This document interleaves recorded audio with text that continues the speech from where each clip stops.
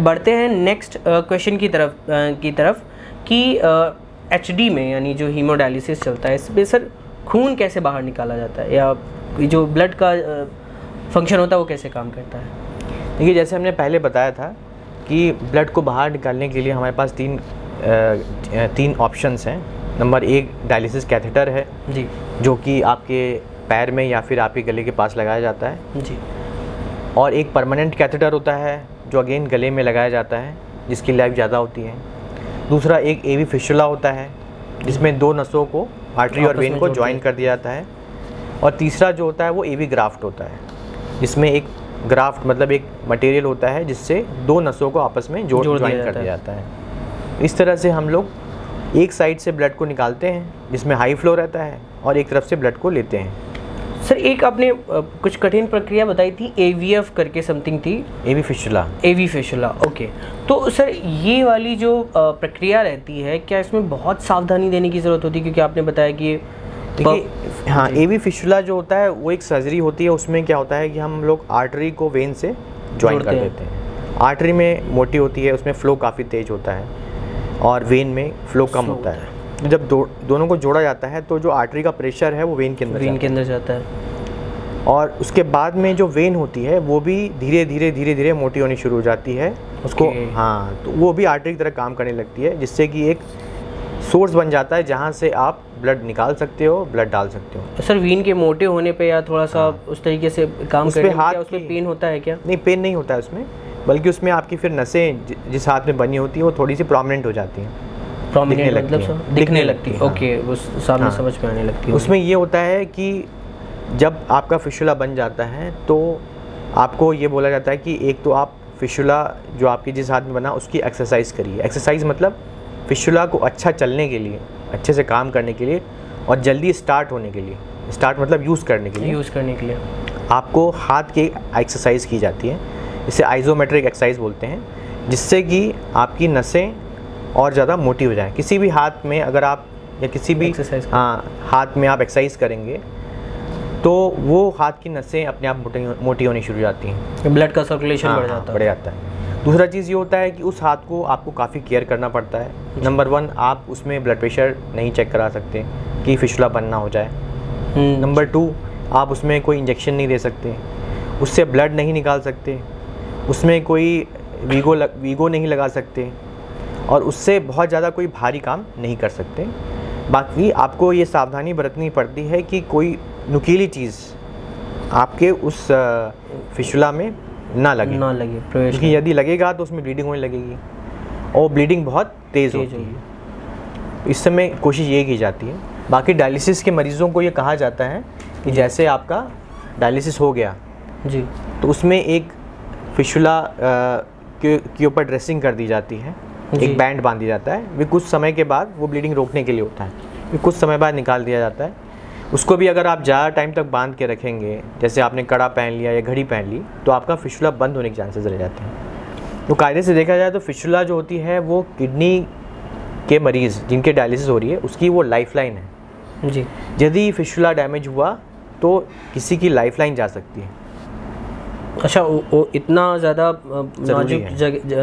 नाजुक हो जाता है कि अगर वहाँ पे हमने किसी का हाथ भी ऐसे पकड़ रखा है, किसी का हाथ नहीं, अगर उसके पे लाइफलाइन का मतलब कि यदि वो है तो उसकी डायलिसिस हो पा रही है। जी बिल्कुल, यही यदि वो नहीं रहेगा तो डायलिसिस नहीं कर पाएंगे जी। अच्छा सर, ये हीमोडायलिसिस है तो इसके सर नुकसान और फ़ायदे क्या हैं? मतलब दोनों चीज़ों पे अगर बात करें, दोनों पहलू को समझे तो ये सर कैसे डिफाइन कर सकते हैं? हीमोडायलिसिस के पहले फ़ायदे सोचे जाएँ तो नंबर 1 कि उससे जो है पेशेंट की भूख वापस आ जाती है, उसे उसका खाना पीना बढ़ जाता है जी। दूसरा, पानी की मात्रा जो शरीर में इकट्ठा होती है वो निकाली जा सकती है। तीसरा चीज़, ब्लड बढ़ने लगता है, उसका हीमोग्लोबिन बढ़ने लगता है, दवाओं को रिस्पॉन्स मिलना शुरू हो जाता है। फोर्थ, उसकी स्लीप साइकिल अच्छी हो जाती है, सबसे इम्पोर्टेंट। और फिफ्थ, जो इसमें जो होता है, जो हड्डियाँ होती हैं, तो हड्डियाँ यूजुअली ये देखा गया है कि किडनी के पेशेंट में हड्डियाँ गलनी शुरू हो जाती हैं और उसमें किडनी की वजह से हड्डियों की बीमारी होती है, जिसे रीनल ऑस्टियोडिस्ट्रॉफी कहते हैं जी। तो इससे कैल्शियम लेवल्स आपके कम होने लगते हैं, तो इससे फिर आपकी जो कैल्शियम से जो भी डैमेज होगा, जो भी कमी होगी शरीर में, वो डायलिसिस से सही होने लगेगी। और बचे हुए जितने भी टॉक्सिन्स हैं जो कहीं ना कहीं शरीर में हर जगह इकट्ठा करके हर अंग को डैमेज करेंगे, वो क्लियर हो जाता है, वो साफ़ हो जाता है, साफ हो जाता है। तो शरीर के ऑर्गन्स जो हैं, अंग, वो डैमेज से रोक सकते हैं। अब क्या नुकसान होता है डायलिसिस में, क्या हमको हार्मफुल इफ़ेक्ट्स हो सकते हैं? तो यूजुअली डायलिसिस में वैसे तो डायलिसिस आजकल इतनी सेफ़ प्रोसीजर हो गई है कि बहुत कम कॉम्प्लिकेशंस रहती हैं, पर क्या हो सकती हैं तो उसमें यह है कि ब्लड प्रेशर आपका फॉल कर सकता है, बीपी। काफ़ी सारे मरीजों में देखा गया कि डायलिसिस में बीपी बढ़ जाता है, काफ़ी ज़्यादा बढ़ जाता है, तो उसमें बीपी की दवा डायलिसिस में दी जाती है। तीसरा शुगर फॉल हो सकता है, और कभी कभी ब्लीडिंग कॉम्प्लिकेशंस होती हैं जो कि रेयर हैं, क्योंकि डायलिसिस में हमेशा खून पतला करने की दवा दी जाती है, जिसे हेपेरिन कहा जाता है, क्योंकि आपका ब्लड शरीर से बाहर जाता है, तो शरीर के बाहर जाएगा तो क्लॉट ना हो जाए, जम ना जाए, इसलिए खून पतला करने की दवा दी जाती है। जी, अच्छा, तो ये रही सर के साथ में बातचीत। सर से हमें बहुत सारी अच्छी जानकारी जानने का मौका मिला है। सर, चलते चलते एक ख़ास मैसेज जो आप देना चाहें लोगों को, आम जनता को भी, और जो किडनी की समस्या से परेशान है या ऐसी समस्या उन्हें समझ में आ रही है, उन्हें महसूस होती है, ऐसे लोगों को कोई ख़ास मैसेज जो आप देना चाहें? देखिए, मेरा तो सभी से यही मतलब एक रिक्वेस्ट रहेगी कि हमें प्रिवेंटिव नेफ्रोलॉजी की तरफ जाना है। मतलब prevention is better than cure. यदि आप रिस्क फैक्टर्स को अपने अंदर नहीं जन्मने देंगे, नहीं पैदा होने देंगे, तो आपको किडनी की बीमारी नहीं होगी। यदि किडनी की बीमारी हो जाती है तो सबसे पहले आप उसको डायग्नोज करवाइए और उसका ट्रीटमेंट जितने जल्दी हो सके स्टार्ट करवाइए। उसके बाद में यदि आपको डायलिसिस की आवश्यकता पड़ती है तो डायलिसिस को एक्सेप्ट करिए।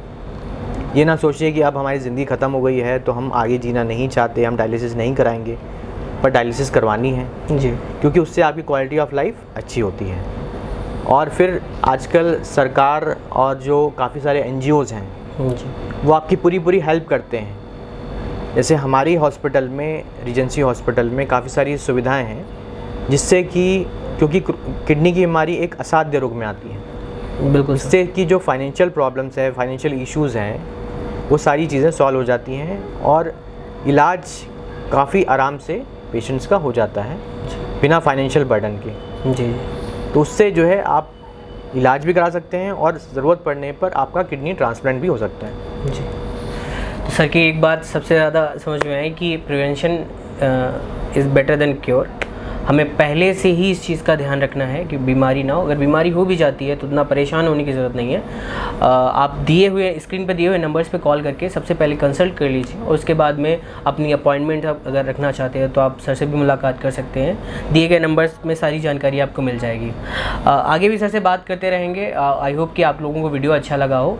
अगर वीडियो अच्छा लगा है तो हमारे चैनल को सब्सक्राइब कर लीजिएगा। अगर फेसबुक पे देख रहे हैं तो पेज को फॉलो कर लीजिएगा, और कमेंट दीजिएगा कि कौन सा पार्ट आपको, या कौन सा जो क्वेश्चन है वो आपको हेल्प कर रहा है आपकी बीमारी से लड़ने में, या किस क्वेश्चन से आपको, किस आंसर से आपको ज़्यादा फ़ायदा मिला है।